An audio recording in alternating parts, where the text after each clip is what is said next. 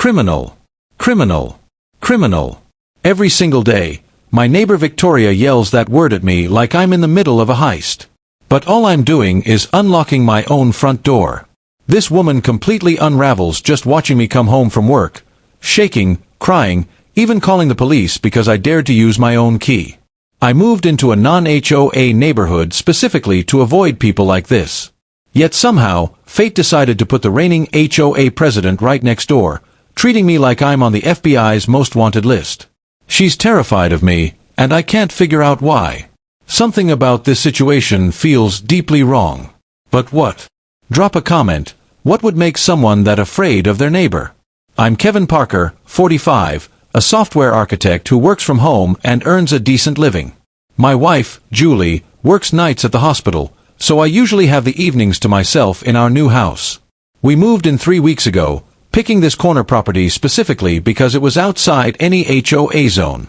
We wanted peace, no random rules, no committees, no drama.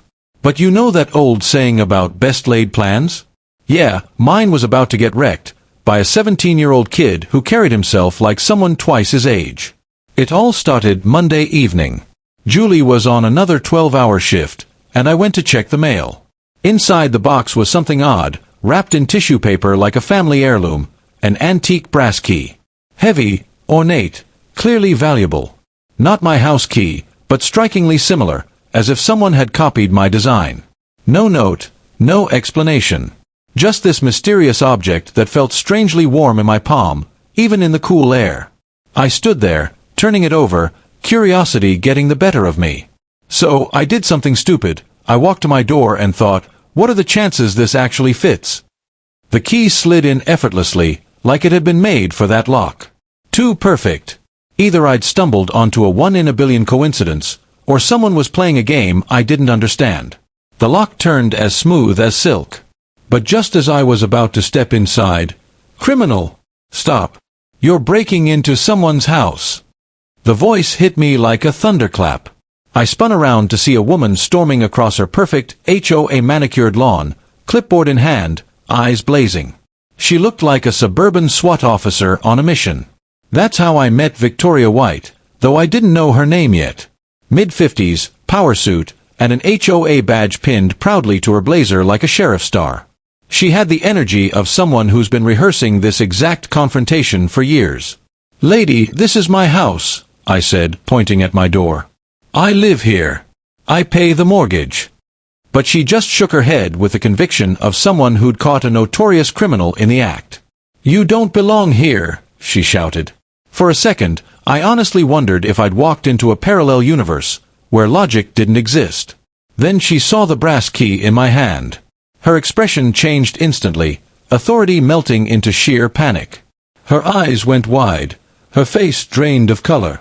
She started backing away, whispering, "It's back. It found me again." Her fear was so raw it froze me in place. "What's back?" I asked carefully. "The key." "Oh God, Tyler. Get away from him. He has it." She was nearly hyperventilating, and I wasn't sure if I should call 911 or just quietly retreat. That's when he appeared, from the garage. 17, calm, and collected. The kind of kid who could de-escalate a crisis better than most adults. "Mom, it's fine," he said gently. "Just a neighbor with a misplaced key. Nothing to worry about." His tone was calm and perfectly measured. You could tell he'd done this before, soothing her with soft, confident words until she began to steady herself. But Victoria wasn't convinced. "Tyler, he has the brass key. Just like before." "Mom, that's not the same key," he replied firmly. "And this man isn't Dad." So, there was an ex-husband in the story. And apparently, brass keys were his trigger. "But what if Robert sent him?" she stammered, glancing around like she was planning her escape. "Dad can't hurt us anymore," Tyler said quietly. "You're safe." Something in the way he said it made even me believe it. I stood there, stunned. What kind of man, or what kind of key, could cause this level of terror? Tyler's calm professionalism amazed me. He turned to me, polite but serious. "Mr. Parker, that key brings up bad memories for my mom. Could you please put it away?" His tone carried weight, mature, almost authoritative. I slipped the key into my pocket. He gave a faint smile. "Welcome to the neighborhood, Mr. Parker. I hope you enjoy staying here." It was a harmless phrase, but the way he said staying made it sound temporary. Like he knew something I didn't. The next morning, I woke up to chaos outside my window. 3 utility trucks, men in uniforms, measurement gear everywhere. It looked like a small-scale military op, coffee in hand. I stepped to the window, expecting to see a gas leak crew. Nope. They were there for me. Victoria marched out like a commander leading her troops, clipboard in hand, flanked by a building inspector, a code enforcement officer, and someone whose badge read, Community Standards Assessor. Which I'm pretty sure isn't a real title, but it looked official enough to be scary. Turns out, Victoria had been watching me since day one, documenting what she called my criminal activities.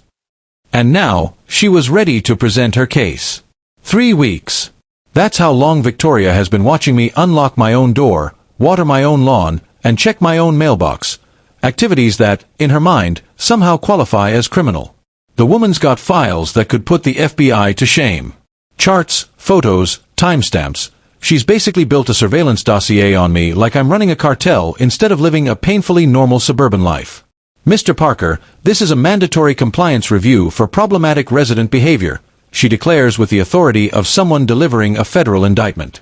"I never joined an HOA," I argue, but she's already prepared for that defense. "Suspicious activity supersedes individual consent," she says, with such bureaucratic confidence that for half a second, I almost believe her. By now, the commotion has drawn a crowd. Neighbors peek out from their driveways, phones raised, recording every second because apparently, there's nothing more entertaining than an official-looking standoff at 7 a.m. A woman across the street even starts live streaming it, narrating like she's hosting the Suburban Scandal Championships. "The HOA confronts a dangerous resident," she says into her phone, and I can actually see the viewer count ticking up in real time. Mr. Thompson, Mrs. Davis, and a few others I've waved to over the past few weeks are watching with uneasy curiosity. Mr. Thompson mutters that Victoria's normally reasonable, but something about watching me for 3 weeks changed her. Which makes me wonder what she thinks she's been seeing. The so-called enforcement team gets to work like crime scene techs, measuring my grass with actual rulers. 2.7 inches, one of them reports. Apparently, the maximum allowed is 2.5. They photograph violations like forensic evidence. My mailbox allegedly placed 3 inches off standard alignment, no HOA placard displayed, and, my favorite, unauthorized door access patterns. Translation: I've been using my own front door. And then there's Tyler. He's filming everything with gear that looks far too professional for a 17-year-old. He moves methodically, adjusting angles, ensuring clear shots, like a budding filmmaker documenting his mother's crusade. "Tyler, make sure you capture all violations," Victoria commands. "Yes, Mom," he replies crisply, then turns to me with an apologetic half-smile. "Sorry, Mr. Parker. Mom's been on edge about suspicious behavior." He says it with this perfect blend of embarrassment and empathy, the classic look of a kid torn between loyalty and common sense. They hand me a printed violation list, the result of 3 weeks of investigation. Grass height excess, $200 mailbox non-compliance, $150 missing HOA placard, $300 unauthorized door access pattern, $250 $900 for existing in my own home. I stare at the invoice, feeling like I've been dropped into an alternate universe where breathing without permission costs extra. While filming continues, I notice Tyler quietly approach the live streaming neighbor. I can only catch bits of their conversation, something about how his mom's been worried since Dad left, and that she's just trying to protect the neighborhood like she couldn't protect our family. There's a practiced maturity in his tone, like he's explaining his mother's unraveling to strangers to make it sound rational. He's not just protecting her reputation, he's managing her condition. The live stream takes off. 50,000 views and climbing. Comments flood in praising Victoria's dedication. Finally, an HOA president who takes safety seriously. Good thing someone's watching these shady new residents.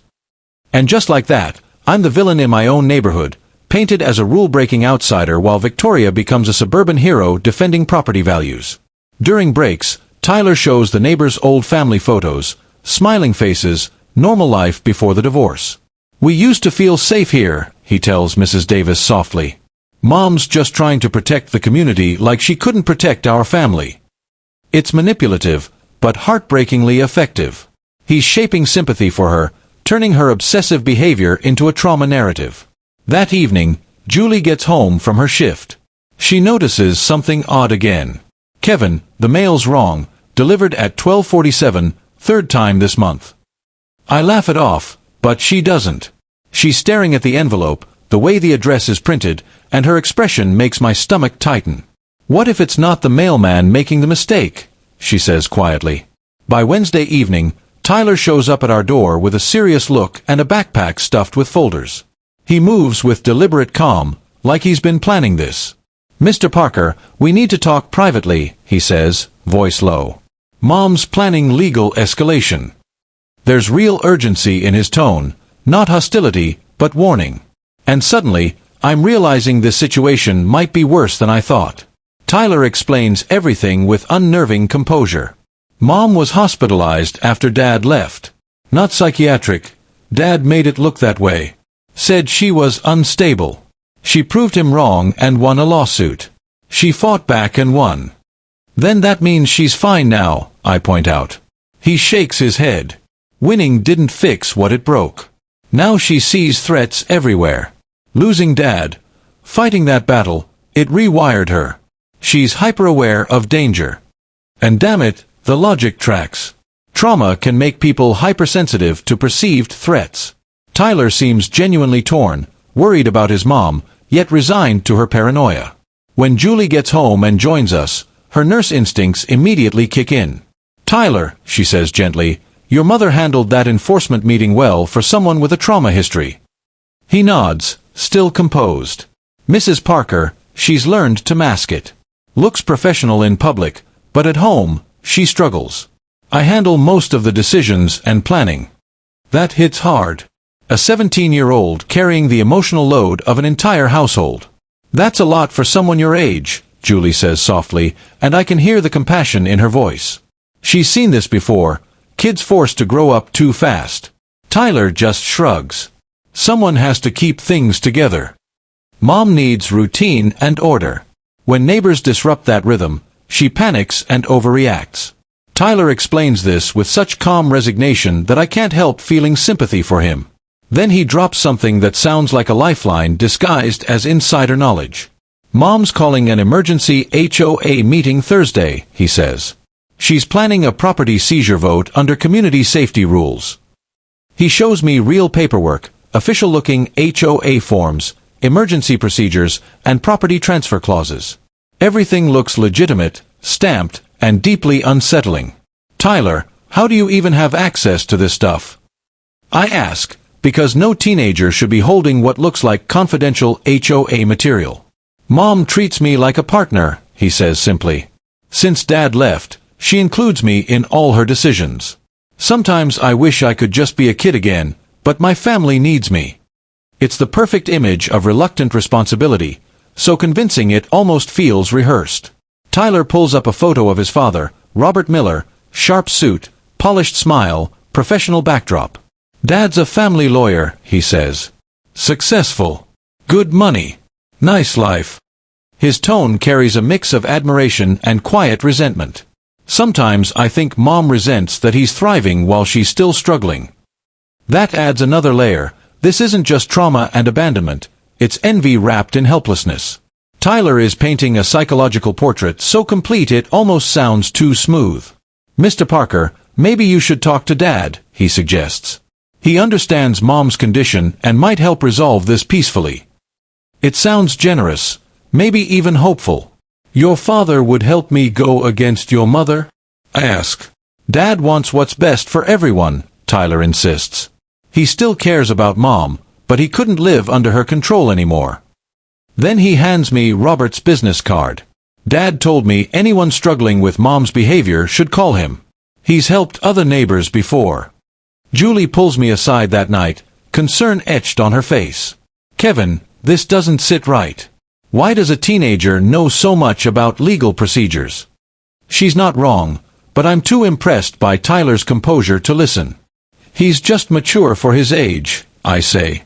The divorce forced him to grow up fast. Or he's been trained to sound mature when it benefits him, Julie counters quietly. But I shrug it off, convinced she's reading too much into it. Later that night, curiosity, not suspicion, makes me glance toward Tyler's window. At first, it's dark. Peaceful. The kind of calm you'd expect from a hard-working kid exhausted from dealing with adult problems. Then, suddenly, the light flicks on. Tyler's at his desk, writing, slow, deliberate, focused. I can't see what he's recording, but his pen moves with mechanical precision, as if he's documenting evidence, not journaling. It shouldn't bother me. Maybe he's writing homework or venting about family stress. But something about the disciplined way he's doing it feels calculated. Ever trusted someone who seemed too perfect? Tell me in the comments, what moment finally made you realize something was off?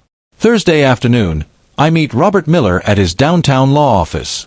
The place radiates prestige, mahogany furniture, framed degrees, photos with local officials. But Robert himself projects calm professionalism, not ego. He greets me with a firm handshake and steady eye contact, the kind of practiced sincerity that puts you at ease. Mr. Parker, he says, Tyler mentioned his concern about your situation. I share it. There's something refreshingly direct about him. No legal posturing, no manipulation, just empathy and structure. As I describe Victoria's escalating harassment, Robert listens with the weariness of someone who's lived through it all before.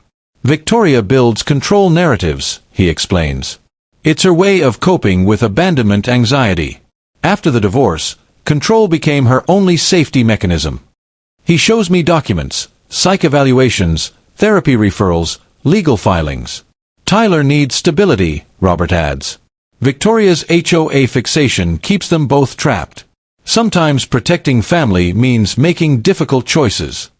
It sounds compassionate, not vengeful, like intervention rather than retaliation. Then, right on cue, Tyler calls during our meeting. Too perfect, though I don't see it that way yet. Dad, Mr. Parker really understands Mom's struggles, Tyler says over speakerphone. She could use someone patient.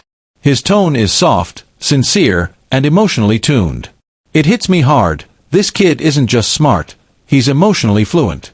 Robert smiles faintly. Tyler has good instincts. Reads people well.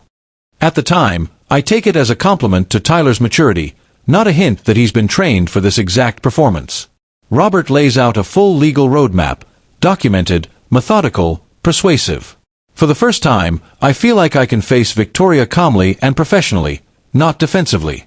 Armed with his legal evidence showing that her HOA authority has no valid standing, I return home with renewed confidence. Tyler immediately offers to help organize the paperwork. Mom responds better to visuals, he says. I can help format everything, make it look official but non-confrontational. He's thoughtful, efficient, and perfectly poised. Together, we build a professional-looking presentation, charts, reference documents, even a respectful opening statement, aimed not at embarrassing Victoria, but helping her see the limits of her authority. Between Robert's legal strategy and Tyler's emotional insight, the situation finally feels manageable. I'm not fighting an enemy anymore. I'm trying to help a woman drowning in her own trauma. That appeals to me. It's logical, constructive, problem-solving over conflict. Julie, however, isn't convinced. Kevin, she says carefully, I work with families in crisis. Something about this doesn't add up. But I don't hear her warning for what it is. I'm too focused on the neatness of Robert's plan and the reassuring calm of his son to recognize that both might be part of something far more deliberate. Robert and Tyler's coordination feels almost procedural, like this isn't their first time managing something like it. Julie's suspicion about their seamless teamwork makes sense, but I interpret their precision as the mark of a well-adjusted father-son bond, not a sign of calculated planning. To me, they're simply navigating family dysfunction with maturity and professionalism. That's healthy, I insist, completely missing Julie's point about their oddly methodical behavior. Or maybe they're treating Victoria like a case study instead of a relative, Julie suggests, but I brush her off again, calling it cautious overanalysis rather than insight. My confidence in Robert's calm, polished approach blinds me to the truth. that I might be getting groomed into a weapon, not guided as an ally. By Friday morning, a formal letter arrives about property boundary clarification. Tyler shows up moments later, excitedly holding documents that should have made me suspicious. "Mr. Parker, Dad's helping define the property lines. Your notes on Mom's territorial issues support the claim," he says, passing me the paperwork. Our fingers brush, and I freeze. His hand is unnaturally cold despite the warm morning air. When I glance up, Tyler's gaze is locked on me, too sharp, too analytical for casual conversation. He's studying my reaction, not just sharing information. The touch lingers in my mind longer than I'd like.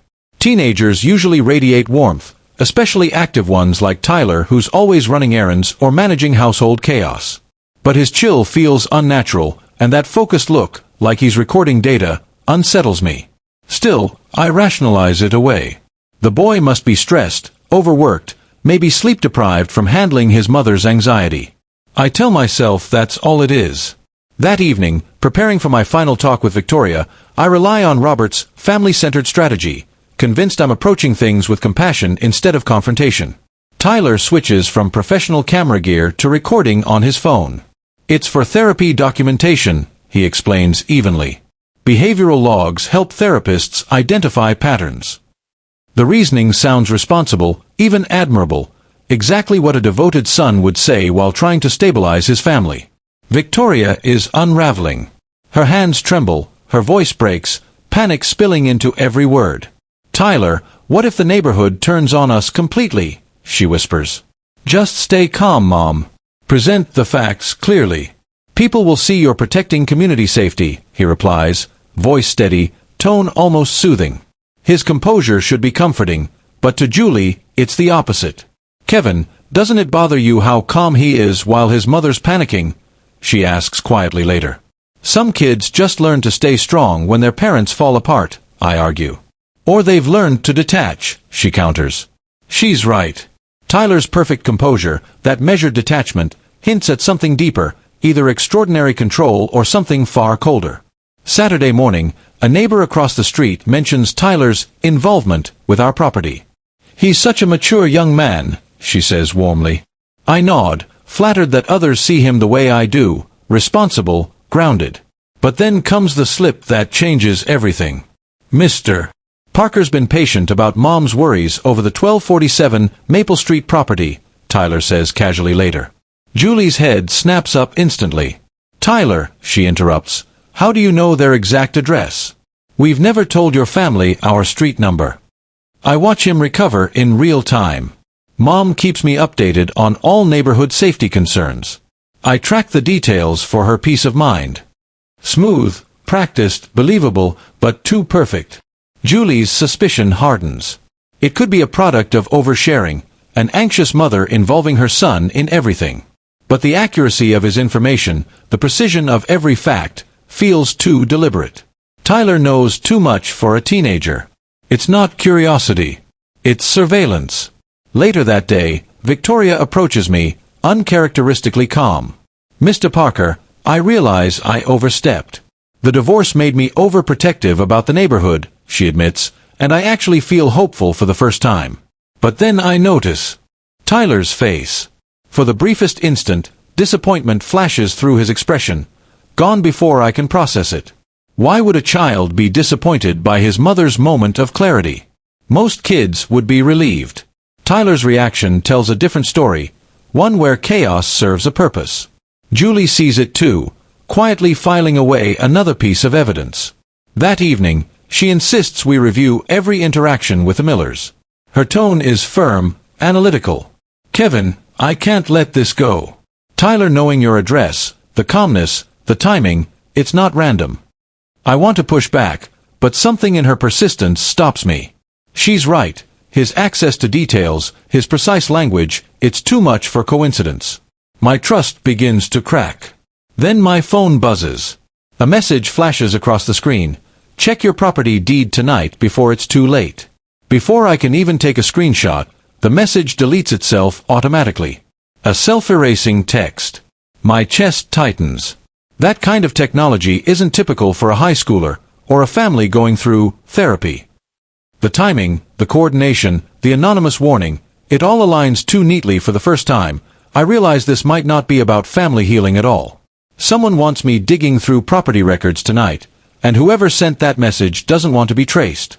Either someone was helping me uncover the truth or carefully steering me toward a revelation they'd planned all along. Julie and I spent the evening dissecting every interaction with the Millers, searching for patterns in what now felt like a rehearsed performance. Tyler's flawless emotional control during his mother's panic, his unsettling precision with details, his constant documentation of community behavior, and that ice-cold handshake, all defensible alone, but collectively chilling to someone with Julie's clinical training in manipulation recognition. By Saturday morning, I finally gave in to her persistence, and that vanishing text message still haunting my thoughts, and decided to recheck our property records. Julie hovered beside me, still uneasy. "Kevin, something about Tyler knowing our exact address doesn't sit right," she repeated for the third time that week. This time, her professional instincts finally overpowered my reflex to trust first and verify later. We pulled the original deed from the filing cabinet. I skimmed through the legal jargon until Julie's voice cut through my focus, sharp with alarm. "Kevin, look." The deed clearly read 1248, Maple Street, not 1247. For several long seconds, my brain refused to process what I was seeing. It felt like staring at an optical illusion, nonsense at first, then sudden, horrifying clarity. "Julie, I've been living in the wrong house for 3 weeks." The words left my mouth, but my mind lagged behind. Everything snapped into awful alignment. Victoria's outrage, her fear, the so-called harassment I'd condemned as paranoia.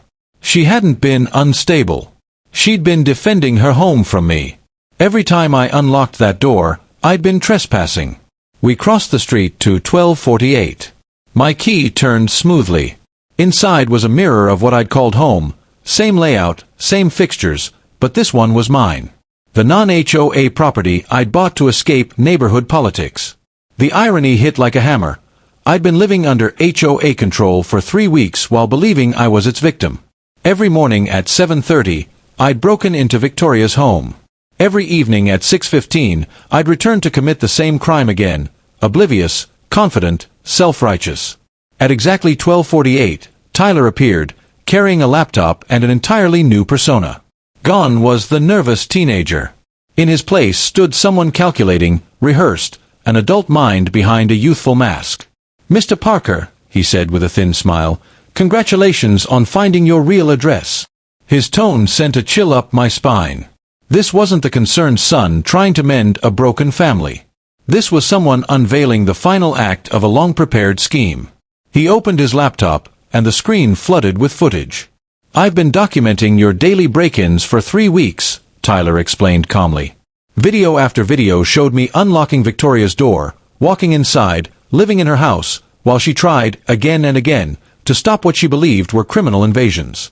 Within minutes, he'd assembled the neighborhood outside both houses. "Everyone should see Mr. Parker's actual home," he announced. "He's been living in my mother's house while calling her unstable." The crowd gathered fast, neighbors who'd watched this saga unfold online and in person. Their faces shifted from sympathy to shock as the footage played. Mrs. Johnson whispered, horrified, "Kevin, you were breaking into Victoria's home." Mr. Thompson's confusion turned to anger. "She was protecting herself," he muttered. The collective realization washed through the group like a cold wave. They hadn't been defending a victim, they'd been cheering for the intruder. Tyler's compilation narrated every clip with methodical precision. Each morning at 7:30 a.m., Mr. Parker unlocked my mother's door. Each evening at 6:15 p.m., he returned.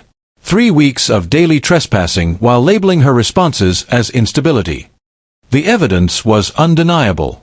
Every moment I dismissed as overreaction now read as self-defense. Every panic attack was a logical response to a real invasion. Every desperate HOA policy, a valid attempt to restore safety. Tyler's manipulation came into full focus. His edits reframed genuine trauma as delusion, rational fear as hysteria. What the neighborhood once saw as paranoid enforcement was, in truth, a mother's attempt to keep an intruder out. And I, her intruder, had unknowingly played my part perfectly. Victoria's supposed breakdown became her proof of sanity. Tyler's narrative engineering turned her defense into evidence of madness. The boy hadn't been helping anyone heal. He'd been running a controlled psychological experiment, dismantling his mother's credibility piece by piece while positioning himself as the architect of truth. Across the street stood my actual home, empty, untouched, and outside HOA jurisdiction. The independence I thought I'd been defending never existed. I'd already been living under the rules I swore to escape. The implications were immediate and terrifying.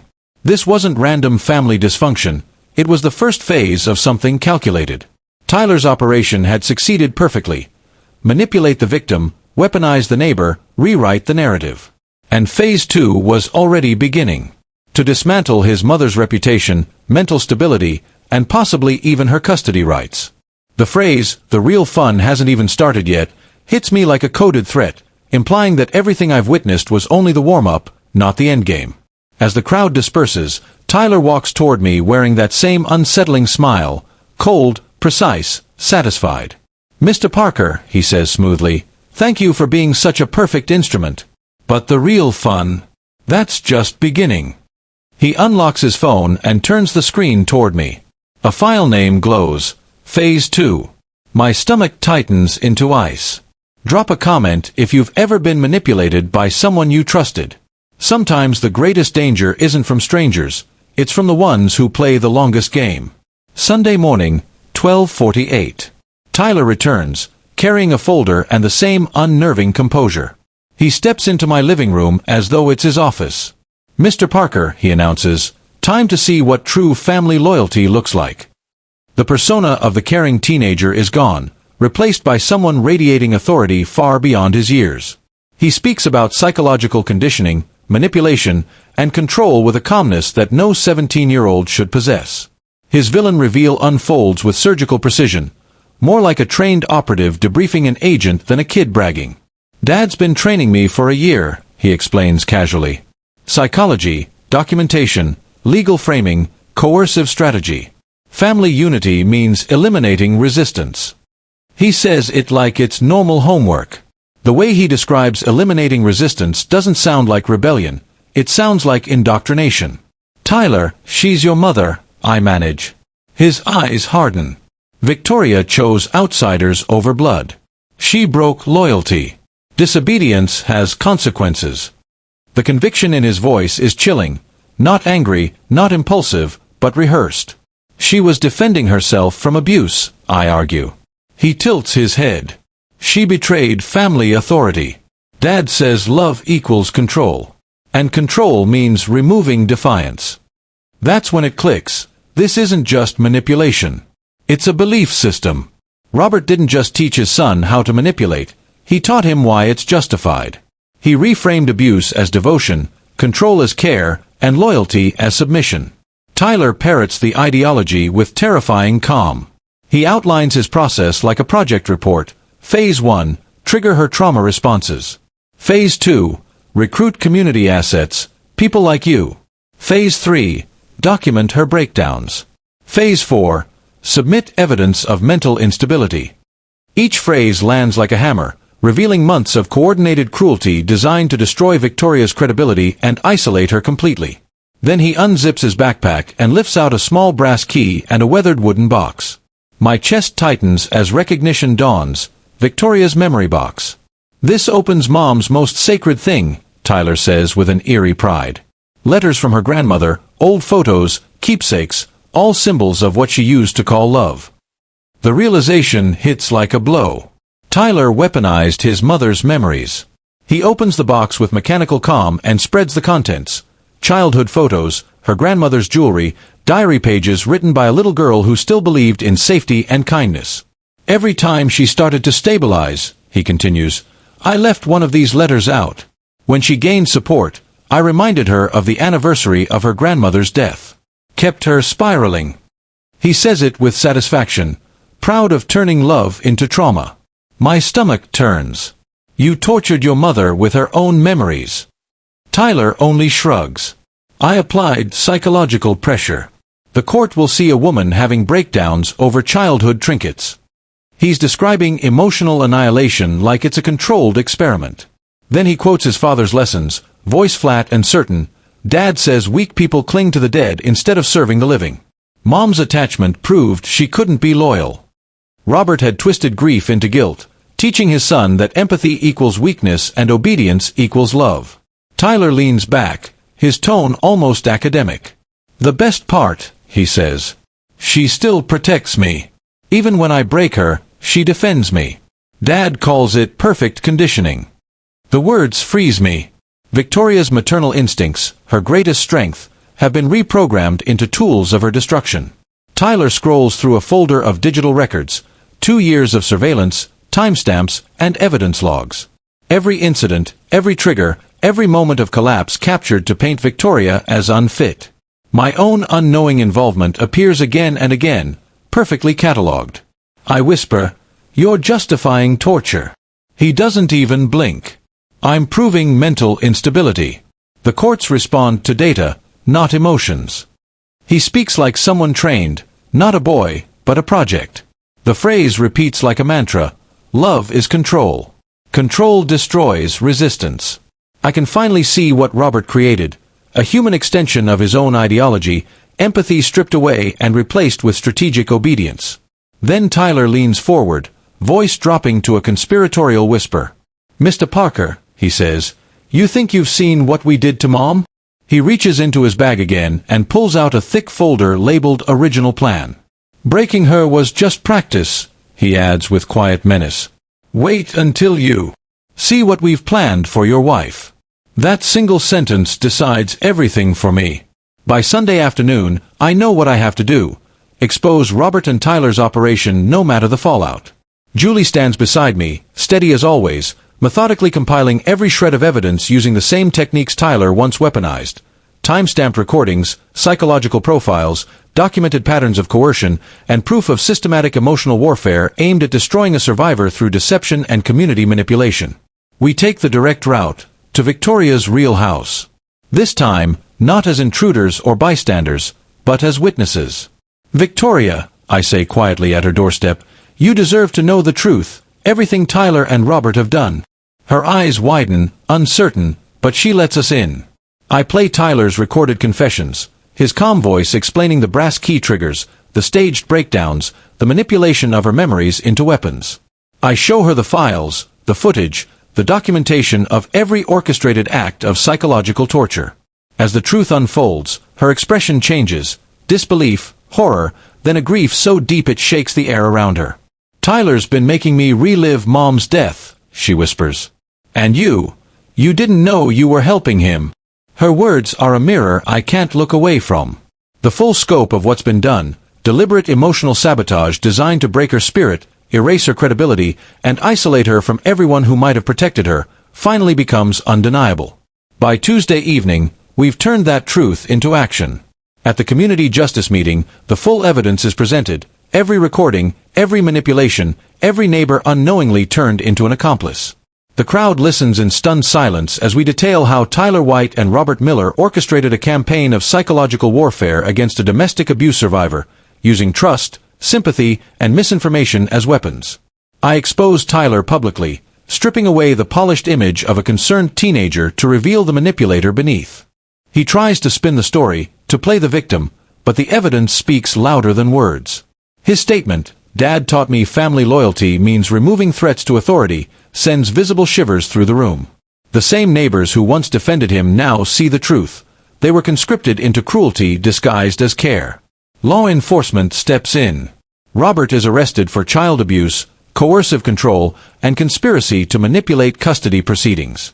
Tyler is placed into a juvenile rehabilitation program focused on empathy reconstruction, though whether that can undo years of indoctrination remains uncertain. Victoria stands before the community holding her grandmother's memory box, the same object once weaponized to destroy her, and opens it with trembling hands. She reads aloud one of the letters inside, "Love without control is freedom. Control without love is fear." The words ripple through the room, transforming shame into understanding. In the months that follow, her garden becomes a living metaphor, a space once haunted by pain now blooming with color and calm.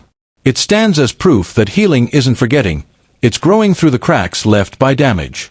6 months later, I see Victoria tending her roses and wave from my real front porch, the one I finally belong to. For a moment, it feels like peace. But late at night, I still check the locks twice. Tyler was released from the juvenile program last month. And yesterday, Julie found something on our doorstep, a small brass key attached to a note. Some lessons never end. A friend. That's how neighborhood stories begin again.